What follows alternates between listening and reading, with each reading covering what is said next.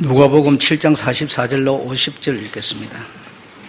다 함께 읽어보면서 이것이 신앙의 본질이다 라고 하는 주제의 내용을 한번 읽어보도록 그렇게 하겠습니다. 44절부터 다 같이 읽겠습니다. 시작. 여자를 둘러보시며 시몬에게 이르시되 이 여자를 보느냐? 내가 내 집에 들어오매 너는 내게 발 씻을 물도 주지 아니하였으되 이 여자는 눈물로 내 발을 적시고 그 머리털로 씻었으며 너는 내게 입맞추지 아니하였으되 저는 내게 들어올 때로부터 내 발에 입맞추기를 그치지 아니하였으며 너는 내 머리에 감람루도 붓지 아니하였으되 저는 향유를 내 발에 부었느니라. 이러므로 내가 내게 말하노니 저의 많은 죄가 사하여졌도다. 이는 저의 사랑함이 많음이라. 사함을 받은 일이 적은 자는 적게 사랑하느니라. 이에 여자에게 이르시되 내 죄사함을 얻었느니라 하시니 함께 앉은 자들이 속으로 말하여 가로되 이가 누구이기에 죄도 사하는가 하더라. 예수께서 여자에게 이르시되 내 믿음이 너를 구원하였으니 평안히 가라 하시니라. 주님과 이 여자의 대화 행동에서 신앙의 본질을 우리는 오늘 읽었습니다. 시간이 많이 갔으니까 간단하게 말씀을 드리겠습니다. 우리가 어릴 때 구구단을 배웠습니다. 구구단을 배웠는데 구구단을 외우지 못하면 매도 맞고 그랬죠. 교실 청소도 남아서 한다거나 이런저런 일들을 하였습니다. 그만큼 구구단이 중요하기 때문에 아마 그런 벌을 받으면서도 벌을 주면서도 아마 외우도록 하지 않았는가. 그래서 대한민국 사람이면 구구단은 대부분이 다 외울 거라 생각합니다. 못 외우는 사람이 거의 없지 않나 싶습니다. 그러나 지금은 구구단이 별로 필요가 없지만요.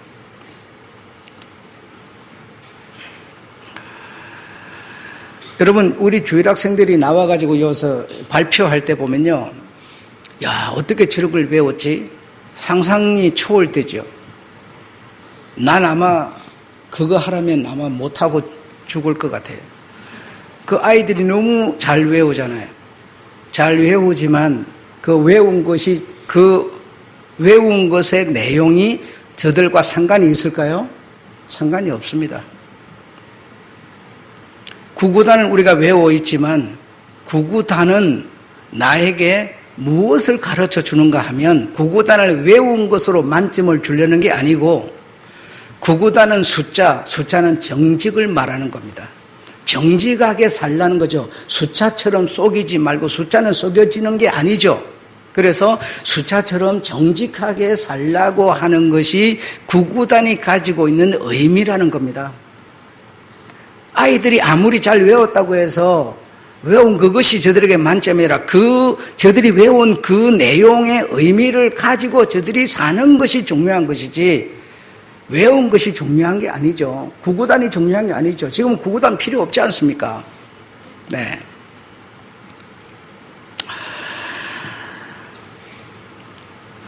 우리는 이런 외운 거, 알고 있는 거, 이것이 지금 진리처럼 신앙의 본질처럼 생각하는 사람이 굉장히 많은 거죠. 그것을 발표하지도 못하고 그것을 실행하지도 못하죠. 네. 학교에서 배우는 공부, 교회에서 배우는 성경 공부는 매우 유익한 겁니다. 정말 유익한 거고 예수님도 성경을 인용하고 있습니다. 이거는 즉 다시 말하면 예수님도 구약 성경을 외우고 읽었다는 얘기죠. 그래서 인용을 하고 있는 것이죠.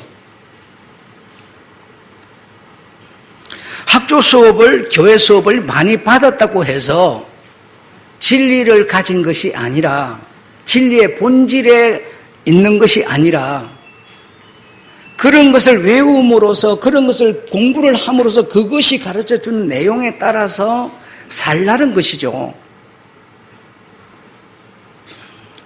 진정성과 친절한 관계를 가지고 있지 못하면 무슨 외운 것이 무슨 소용이 있겠습니까?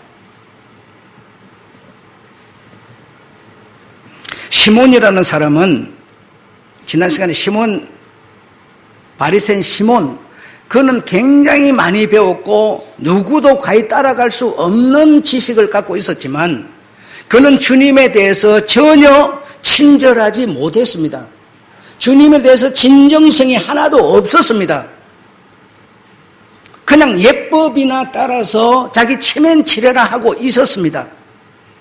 그래 이것을 설명하기 위해서 진리를 지금 주님은 이 여자를 통해서 말씀하고 계시는 거죠.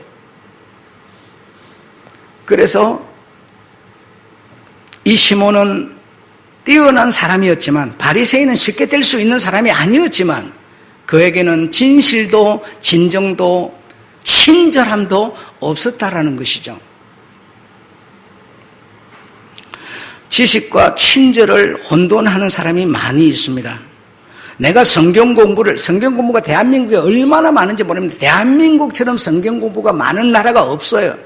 앞에다 WGG 온갖 이름들을 붙여가지고 굉장히 많은 성경 공부가 있는데 그거 이수하면 자기는 신앙을 가지고 있는 사람으로 착각하는 거죠.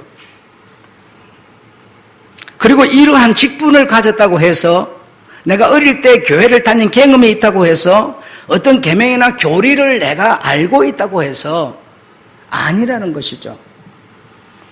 착각을 하고 있는 것이죠.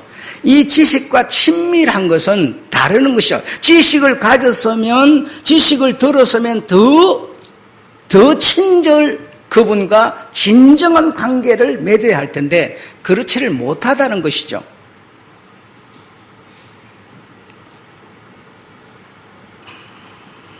사람이 태어나면 여러분, 태어나면서부터 사람은 세상 것으로만 살고 있습니다. 여러분, 성경에 이런 말이 있어요. 태어나면서부터 너는 죄인이야. 사람은 태어나면서부터 죄인이야. 이렇게 말할 때 사람들은 이렇게 막 시비를 겁니다. 내가 뭔 죄를 지었길래 죄인이라고 그러느냐? 막 이러면서요.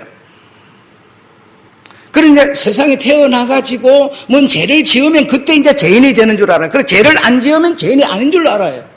우리는 그러지 않습니까? 그러나 사람은 태어나면서부터 세상 것으로 태어나고 태어나서 세상 것으로 삽니다. 모든 것을 말이죠. 세상 것으로 살죠. 그래서 세상 것이 나한테 가득한 거예요. 가득한 거예요. 그래서 주님께서 크든 적든 배웠든 못 배웠든 상관없이 거듭나야 한다라고 말씀하시는 거예요. 우리는 세상 것으로 꽉 차 있기 때문에요. 근데 날이 가면 갈수록요, 계속 더 세상 것으로만 살고 있기 때문에 더 그냥 세상에 찌들어서 벗겨낼 수가 없는 상태가 되어버리는 거죠. 바꿀 수가 없어요, 여러분. 그런데 여러분이 만약에 지금 현실적으로 그런다고 해서 문제될 거 없어 이렇게 생각한다면 여러분은 신앙과 상관이 없는 사람이에요.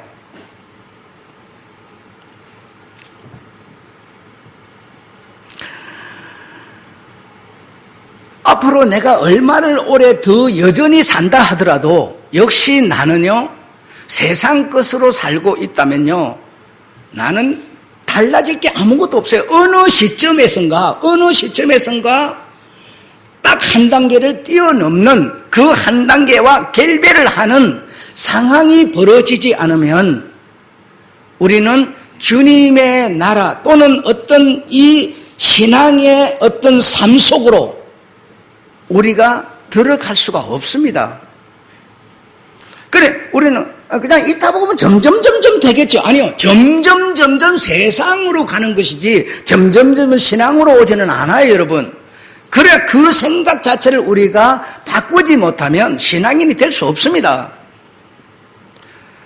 그래도 신앙인이 돼서 신앙을 어느 정도 지키고 있는 사람들은요, 그래도 어느 단계에선가 당신을 신앙과 세상 가운데서 어떤 이 싸움 전쟁에서 한번 부딪힌 그런 경험이 있는 사람들이지 그냥 어쩌다 보니까 된 건 아닙니다. 될 수가 없어요. 이 세상이 그냥 대충 어떻게 하다가 네 신앙이 되라 이렇게 가르쳐 주질 않아요.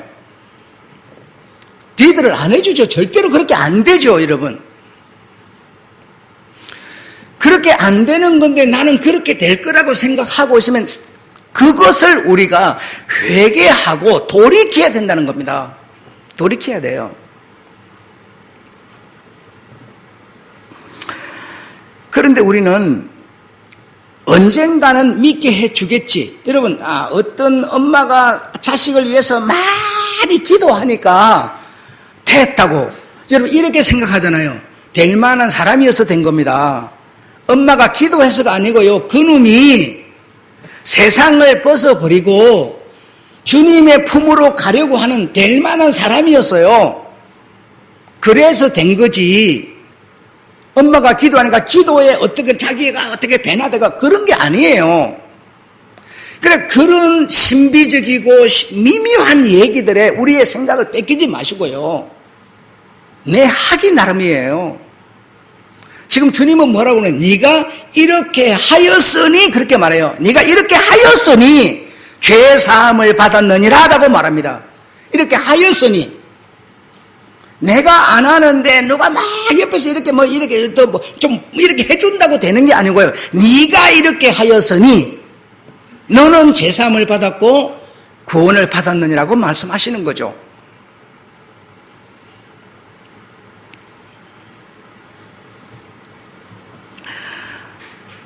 그리고 또 어떤 사람이 이런 말도 해요. 평생 하는 신앙생활인데 그걸 어려서부터 계속 시키려고 그러냐고. 여러분, 이런 소리는요, 입 밖에 여러분 마음에는 갖고 있더라도 내지 마세요. 내면은요, 내는 순간에 여러분은요, 저 바닥으로 떨어져 버리는 거예요. 듣는 사람들이 나를 신앙인으로 취급해서 아예 던져버려요. 주님도 던져버려요, 여러분. 안 되는 겁니다. 그런 말은요, 내면 안 돼요. 낸다는 거는 내가 그런 생각을 갖고 있다는 것이고, 그 생각은 너무 모순되고요. 뭐라고 썼어요? 부모로서 더 이상 무책임을 할 수가 없는 발언이고요. 이보다 부모가 더 무책임해서 부모에게 자식은 최고의 선물이라고 그러는데요. 최고, 그 이상이 없는 최고인데요. 그 최고에게 더 이상 무책임할 수 없는 발언. 그리고요, 두 번째는요, 내 그 최고로 귀한 내 보물을요, 죄 속에 던져버리는 겁니다. 죄 속에 던져서 그냥 방치해버리는 거죠. 그런 의미이기 때문에 그런 말은요, 인간적으로는 그 말이 얼마나 예쁘고 멋지고 매력 있는 말인지 모르지만 신앙이라는 이름이 들어간 상황에서는 절대로 그런 말 내지 마세요. 속에만 담고 계시든지 하세요. 내면 안 돼요. 주님은요, 영이셔서 매사를 우리를 아십니다. 모르실 수가 없어요. 영이라는 거는요, 없는 데가 없으시며 모르는 게 없어요. 실수가 없어요, 여러분. 내 한마디 한 것을요, 심판날에 전부 심판한다는 거예요. 네가 한 말 하나를 나는 심판할 거야. 네가 네 자식한테 그런 말을 함으로써 네 자식은 내게 오지 못해서, 네가 죄 속에 방치해서 부모의 역할을 안 해서, 그러므로 너는 이런 말을 함으로써 이렇게 하였으니 이렇게 되는 것이죠.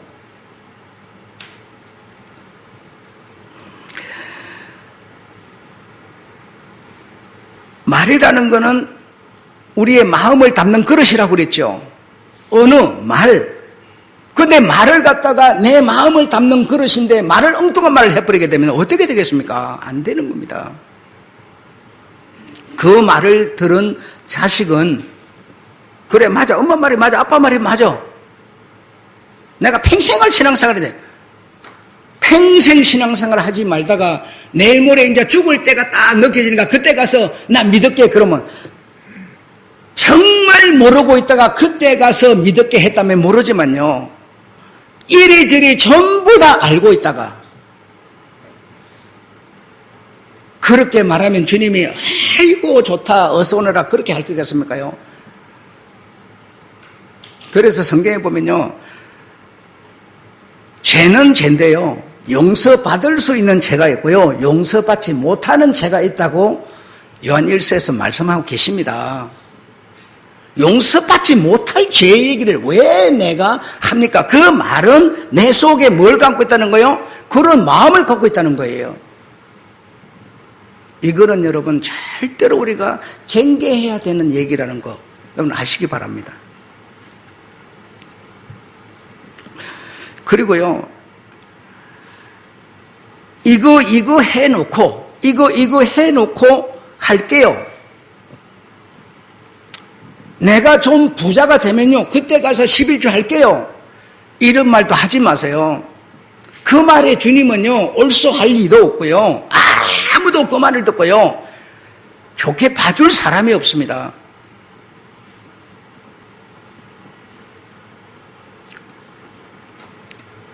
예수라고 하는 그 신은 말입니다, 누구 때문에 봐준다거나 누구 때문에 버린다거나 이럴 수 없는 신입니다. 정말 공정한 신이시죠. 엄마 때문에 아빠가 목사였으니까, 엄마가 권사였으니까 네 자식들 봐줄게, 절대로 그렇게 주님은요 대우를 안 해주시는 분입니다.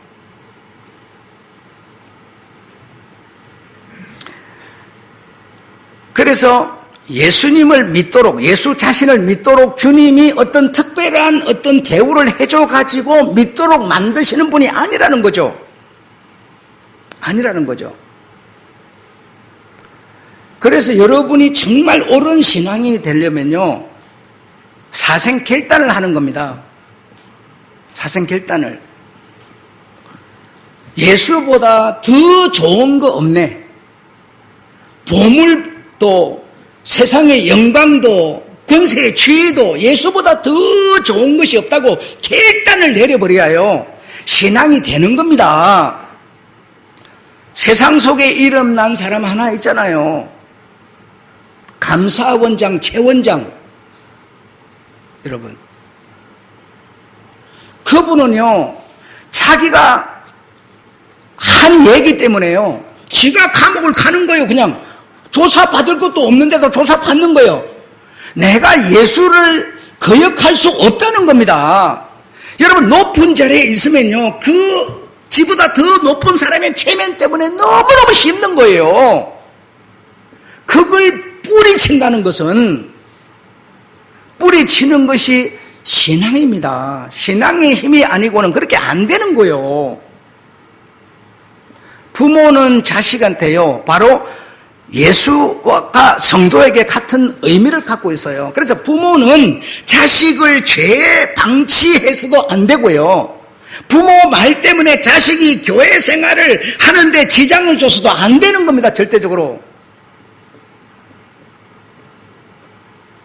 그런 생각을 내게서 다 걷어내지 못하면요 신앙의 본질 안에 내 자리를 틀 수가 없습니다. 틀 수가 없습니다. 정말 신앙인이라는 것은 무서운 겁니다. 신앙인보다 더 무서운 게 없습니다. 이 나라가, 옆에 국민에게 구함을 읽어보세요.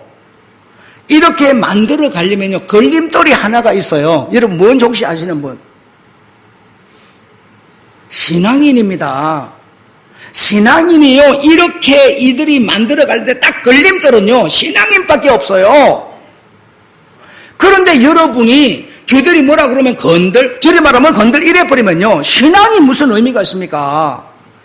신앙인은요 목숨을 갖다 내는 겁니다. 그냥 나를 죽이고 나를 밟고 지나가라 이렇게 되는 거예요. 그래서 신앙인이 무서운 자라서 북한에도 신앙을 뿌리 박히지 못하게 저들이 독재를 쓰는 거고요, 중국에도 신앙인들이 많아지면 안 되기 때문에 시 주석이요 교회들을 핍박해서 성교사를 내쫓고 이렇게 하는 거고요, 이 한국도 마찬가지라고. 여러분, 지금 정통 기독교 신앙을 가진 파가 여러분, 우리가 몸담고 있는 합동척이 유독한데, 유벨한 합동척도 70%가 넘어갔어요. 누구한테요? 세상 논리 상식에 넘어가 버려서 겨우 30% 남은 사람이 이 신앙을 지금 지켜나가고 있는 겁니다. 나라고 하는 신앙인이 정말 내가 이 신앙의 이름으로 저들과 전쟁을 치를 수 있겠는가? 그런데 우리가 이런 소리를 하고 있다면 언젠가는 이 어린 놈이 어려서부터 신앙사 여러분 어린 놈이 어디 있어요? 어린 놈이 내일이 어디 있습니까? 내일 죽어버릴지 누가 알아요? 걔를 10년 20년 산다고 누가 보장해 주는데요? 아무도 보장 안 해주는 거 아닙니까?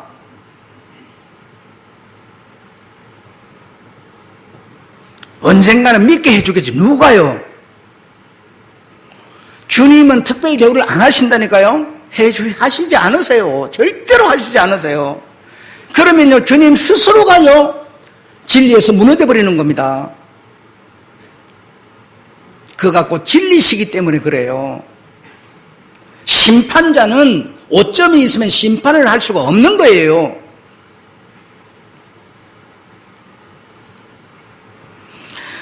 여러분의 자녀들을 제 속에 방치하지 마시고요.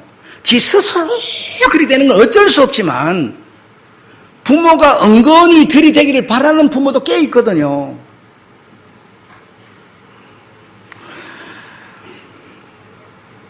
가부의 기름 한 방울과 떡, 구차한 중에 드리는 두렙돈의 가부, 이걸 주님은 원하고 계세요.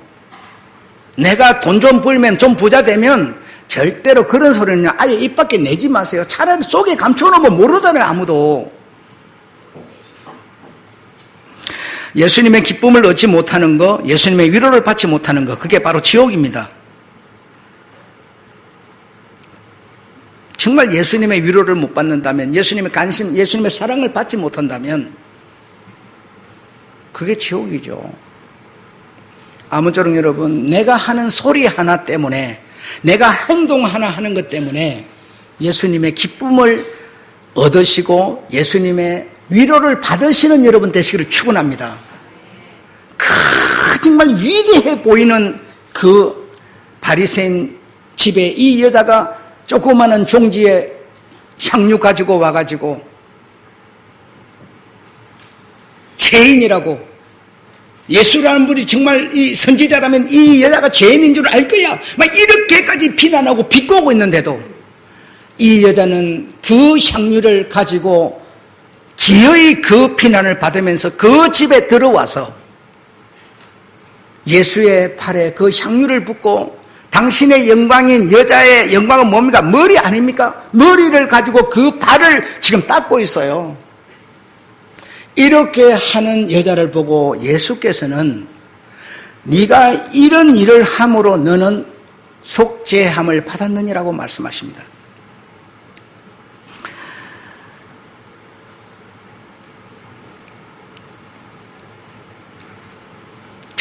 정말 이 내용을 읽어보면 너무 기가 막힌 거 아니겠습니까?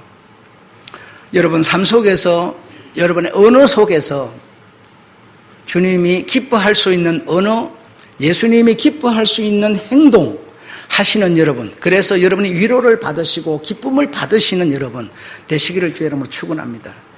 나도 말을 참 못하는 사람인데요, 말을 예쁘게 하는 거요, 정말 좋은 사랑받을 수 있는, 주님께 칭찬받을 수 있는 예의입니다. 이 예의는 사랑이요, 뭐요? 믿음입니다.